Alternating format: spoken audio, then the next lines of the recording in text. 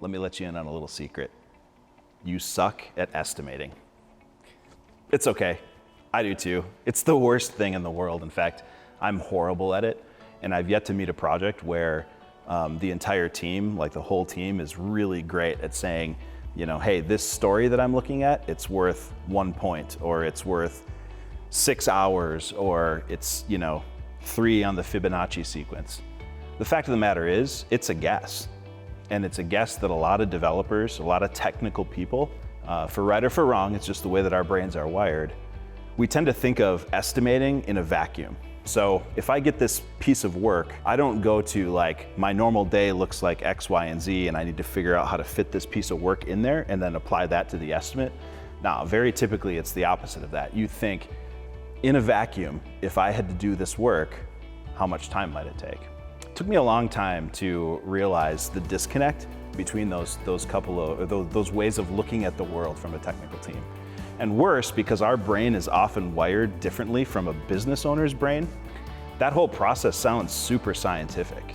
When we say that the Fibonacci sequence number for this story is 3, for example, it sounds scientific. They're gonna think that we know what the hell we're talking about. Estimating is one of the hardest things that you can possibly do, yet time and time again, I walk into organizations and find them spending hours per week working on this ceremony that in my mind, and the more I do this, the more I see evidence to point in this direction, is wasted. A couple years back at Tarmac, we started an experiment, and that experiment was designed to kind of rethink the process for estimation, kind of turn it on its head a little bit. But the notion was, how do we build accuracy into our estimation process? Because estimation historically is not a very accurate thing that we all do as part of our day-to-day work. It starts with the question that we ask ourselves. If I'm a developer and I sit down, I open Jira, Pivotal Tracker, Google Issues, wherever my story is that I'm going to take, what question do I ask myself? Well, more and more, we're asking our developers to ask themselves, can I finish this today? Instead of, how long will this take? It sounds like a minor change, but it really, really drives home the accuracy. If you're a software developer, I would be willing to make a bet with you. If you look at a ticket and you ask yourself, can I finish this today? You're gonna be right more often than you're wrong versus how many story points might this ticket be. So from that perspective, we've changed our entire flow. So when a developer picks up a ticket, the question they're asking themselves is, can I finish this today? And if the answer to that question is no, it is incumbent upon them to create more tickets until they can say yes.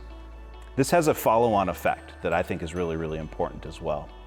If you do 1 ticket per day and you connect that with CI and CD, your product team should be looking at roughly 1 ticket per day per developer, bringing that feedback cycle to hours instead of days or weeks, which many organizations are struggling with today. So if you think of that, the window of opportunity between potentially me misunderstanding the point of the story and a product person taking a look at it is no more than 1 day. That has been a fundamental game changer for Tarmac and the way that we work with our clients as well. I don't think this is controversial. The smaller the tickets are, the more often you deploy, the more often you receive feedback, the more quality you build into the software, and the more communication, and the more the conversations you're having around that software as you produce it.